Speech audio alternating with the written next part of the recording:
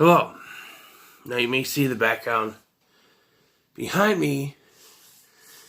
You look at the title and you're like, it's not a Superman review. Well, I figured it's appropriate to have some Superman stuff. So I put Superman in movie Blu-ray, Season 1 of Smallville, and the Man of Steel Steelbook. Before I start my review for BrightBurn, I want to share something with you. Now, this was given to me by my brother for a Christmas gift, and I know it probably doesn't mean much to him, because it was in just a box of shit that he gave to me. He didn't want anymore, but this does mean a lot to me. I know it's not old. It's probably newish. In fact, I mean, if I...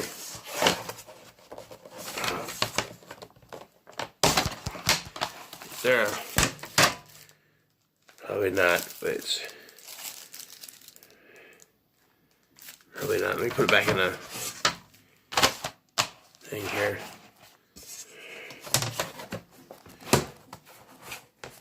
What I have here, special to me, my brother gave it to me, even though he probably doesn't give two shits otherwise. He's trying to, and that's Superman Action Comics Superman number 1. I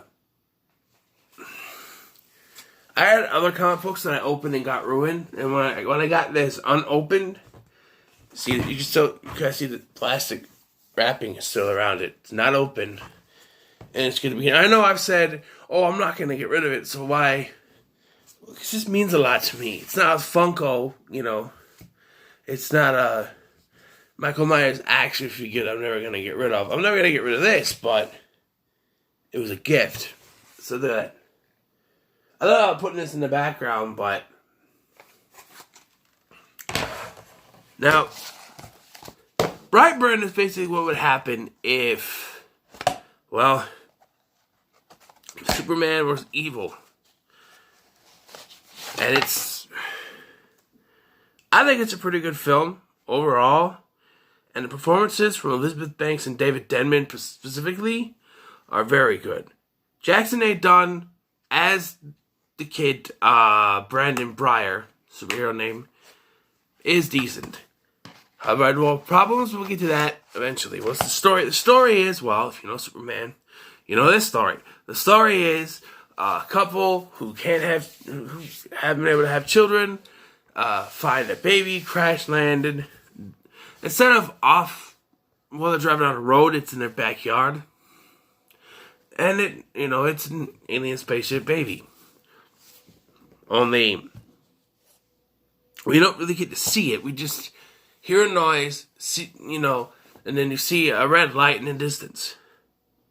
And then we flash we see, baby, videos. They take videos when he's a baby and everything. And then it flashes to 12 years later, where Brandon Breyer, as he's now known, is going to turn 12. And, yeah, we gotta pass over the stuff. We're like, take Smallville, for instance. And even Superman the movie shows us young Clark as he's growing up a little bit. Here, yes, he's 12 years old, whereas Clark is like, 15 when the show starts? I know the actor was like 20, but it was like 15 when the show started. He's a freshman. So, like, this is a few years before that. And we get to see kind of what it would have been like if obviously he found his powers out, but we never really get to see that.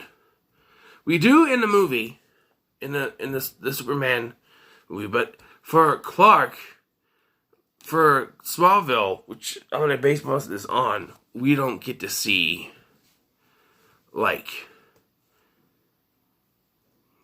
when he first has his powers, he's like a baby. Which I think the kid's like 2 years old. But, so, there's not a lot of response for a 2-year-old or something like that. But, and it flashes that he's in high school. So we don't really get to see, what happens. And well, here he doesn't get his powers till he doesn't like start being able to like get his powers until he's like 12. So that works. But there's not a lot of exposition shown to us, the people, as with Superman. We are told the story of how it happened. In BrightBurn, we don't get to see where they found him, how they found him, what everything looked like. We see the ship afterwards, like 12 years later. We don't get to see him, You don't get to see back to Smallville. We get to see, eventually, through a couple seasons, how he was adopted. We don't get that. How did they explain where they found the kid? How did they explain how they get it adopted? In Smallville, they had to, do it kind of crookedly. But here, how do they do it? It's never explained. And let's talk about Brandon Breyer, the character specifically.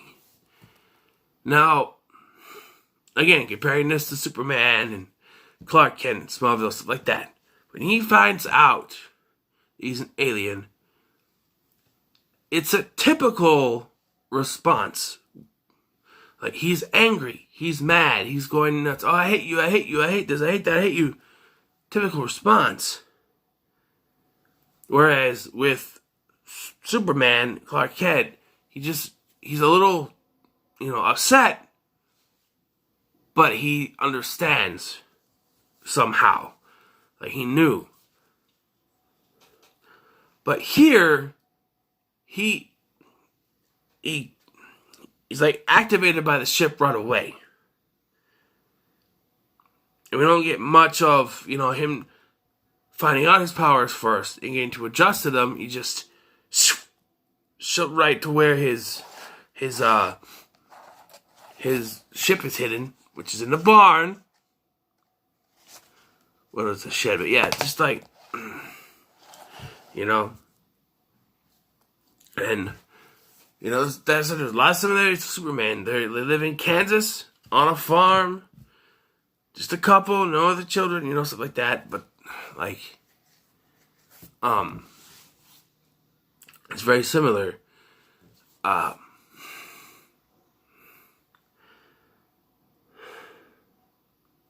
But the reason I'm a little bit down on this performance is because it reminds me of a certain someone else who had, a child whose secret powers, who grew up before he started throwing the fit, and he was the chosen one.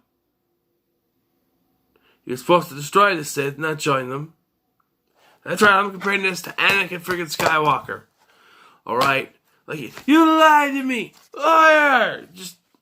Okay, his whole outburst just flashed me back to Anakin Skywalker from episode 3.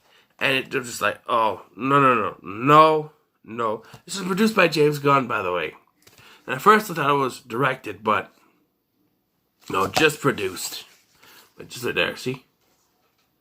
Produced from producer James Gunn, visionary filmmaker behind Guardians of the Galaxy. We do get a, Elizabeth Banks is one of his regulars. But we also get a cameo from Michael Rooker at the end there.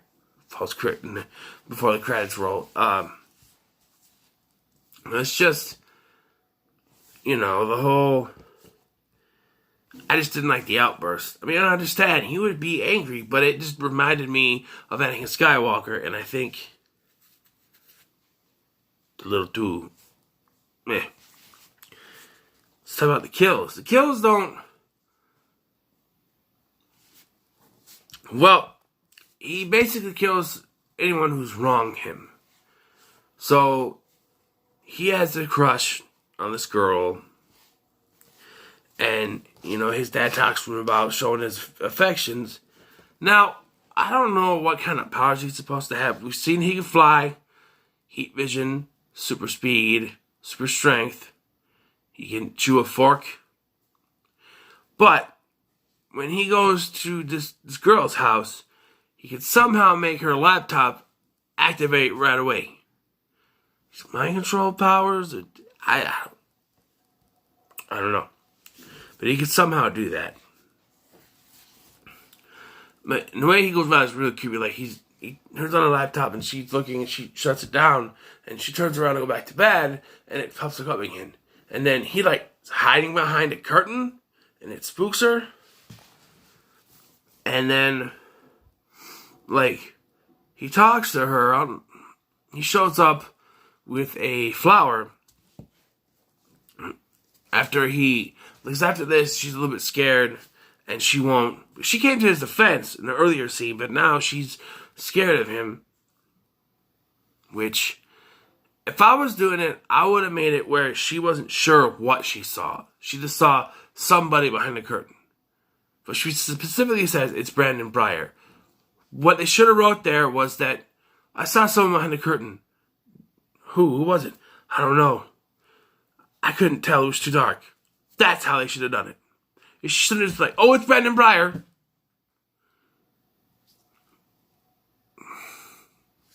But, so, the kills.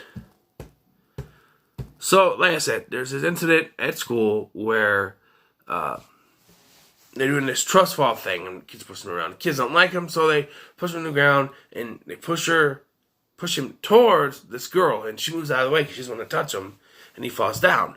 And they tell her to help him up, and she won't do it. But then they threaten her, saying, "Oh, well, you'll fail the class, or you'll get detention or something if you don't do it." So she does, and he breaks her hand. Why? I understand that he could sense the hostility within her, but she didn't really do anything wrong to him.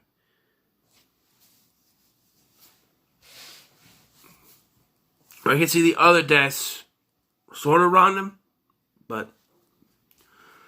So, the first death is the girl's mother. He goes to visit her, the girl, in her house, and she's freaked out, and he says he's going to take care of the problem. He gives her the flowers, and then he shows up at her mom's job, and we get this off-screen kill, but we don't see her body. When the police show up, she's just presumed missing. And it's the only death that's like this is just missing. But he writes this sign that's sort of a BB symbol. And that's kind of his trademark. Like the crow has that crow. It's his trademark. A BB type symbol. But the best death, the best kill in this has to be his uncle. His adoptive uncle. Where,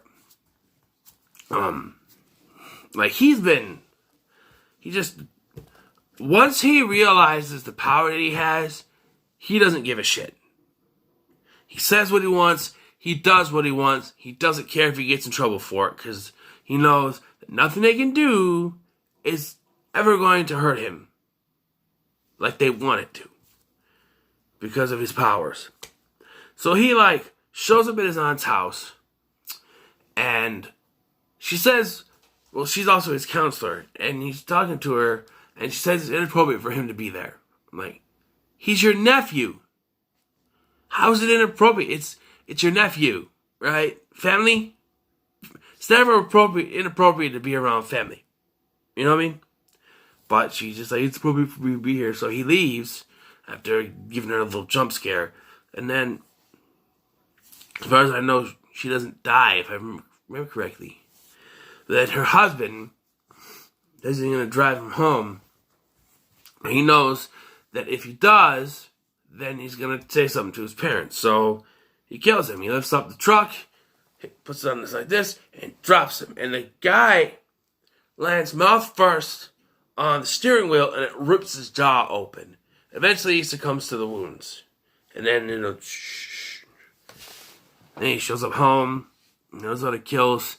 The kills in this are terrific.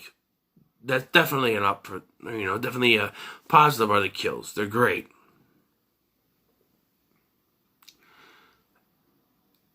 Yeah, and then we get,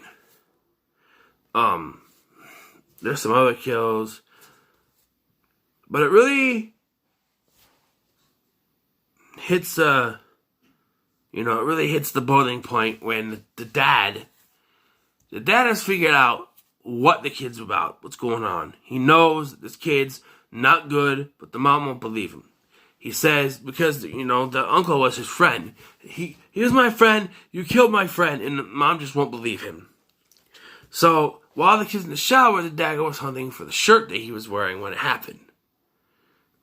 And he finds it, and he shows it to the mom, but the mom still won't believe what's going on. Because she wants it to be her baby, that's all she wants. So, he takes the matter in his own hands. And as soon as he said this, I'm going to take him out, do a little hunting. I'm like, he's going to try to kill the kid. And she lets him do it. I'm like, are you stupid? You know what he's going to do. And this kicks off the climax because he takes the gun, shoots at the kid. Of course, doesn't do shit because he's superpowered. And that pisses the kid off. So the kid uses laser vision and burns the guy's fucking head off. Hell yeah. I love that. And that's when he loses his shit. He shows up. The cops are at the farm. He totally wastes the cops. Goes after the mommy, destroying the house, all this stuff. Wonderful. There's this where the sheriff's trying to get the mom, and they're running, but then the sheriff gets killed, and the mom's running around. Now, this is where I had the biggest problem with this film, because of the ending. Earlier in the film, when the kid finds the spaceship, we are shown specifically that the ship can hurt him. His kryptonite. The ship is his kryptonite. Because he hasn't got we're told he hasn't got a single cut his entire life. We're told, not shown. But then when he lands on the ship, he cuts his hand. We're shown specifically that ship is the only thing that can kill him. So, during the climax, she runs to the ship, she breaks off a piece. You're thinking, okay, this should end with her killing him, and then her crying, and just end. Have a news report, whatever. Do something, end it that way. Nope. Because we can't have happy endings in films anymore. So, what happened is, she tries to kill him, but somehow, he figures out what she's going to do, and he grabs her hand, makes her drop it, and he carries her up into the sky, way up sky, and okay. Now, they burst through the roof, right? When they burst through the roof, they show her, she's got a bunch of scars over her face from going through the roof. Her face wouldn't have touched the roof. Because he's holding on to her, right? His head would go through the roof first. It wouldn't even have touched her face at all, but she's got all these scars on her face. And even if she went up through there, back of the head would have went through first. So it makes no sense when she's got all these scars over her face. That bugs me too. But so he takes her all the way up into the sky, and he just drops her. That's her death. And then there's this plane coming towards him, and it's for shits and giggles. He destroys the plane and everyone on it. The next morning, we see that all 280-something passengers are dead because he decided just to waste them. And then we get, there's this, news report about both of the parents are dead. And here's my problem with it, though. They say that there was an incident that ended with both parents dead. So did he bring the dad's body back to the house to make it look like he's a 12-year-old kid, and he was shown that he was smart. So, did he bring the dad's body back to the house to make it look like a murder of some sort? And if that's the case, why didn't he place the mom's body, the dad's body, and the remains of the sheriff and stuff in the house and just crash the plane into the house? Make it look like an accident, Just, make it look like the whole thing was an accident, and he survived because he was not in the house. It's simple. It's a questionable, but simple. The ending is the biggest thing that pisses me off because it should have ended with her killing him. Okay? Stab. Mom. Dead. End. She weeps because she just killed her baby. It brings her story arc full. How she didn't want to believe it because it was her baby. Because she couldn't have children. And she's forced to kill her only child to save her life and possibly thousands or millions more. But no, we have the ending where the kid wins. For some reason. I feel like my ending that I just said would have been better than this one. It would have justified the mom's arc. Where she couldn't have kids. She wanted kids. She got a kid. But it's dangerous, so she has to take that kid out. And she does. And it justifies her arc all the way through. I know it's the kid's movie, but it still justifies her arc. Otherwise, the parents aren't really worth anything in this film. Other than that. But guys, I did like this film. I think it's alright. So I'm going to go ahead and give it a 7 out of 10. Because it's pretty good. I really enjoyed the kills and the cinematography. And even the CGI wasn't too bad. So, 7 out of 10. So what are your thoughts on BrightBurn? Let me know in the comments below. Like, share, and subscribe. And I may have a Blu-ray haul video for you today. Later, once I get a couple more packages in the mail. And I'm also working on doing a video where I show you guys my wrestling DVDs and Blu-rays. So, look for that too, eventually. But till then, like, share, subscribe. Love, peace, chicken grease.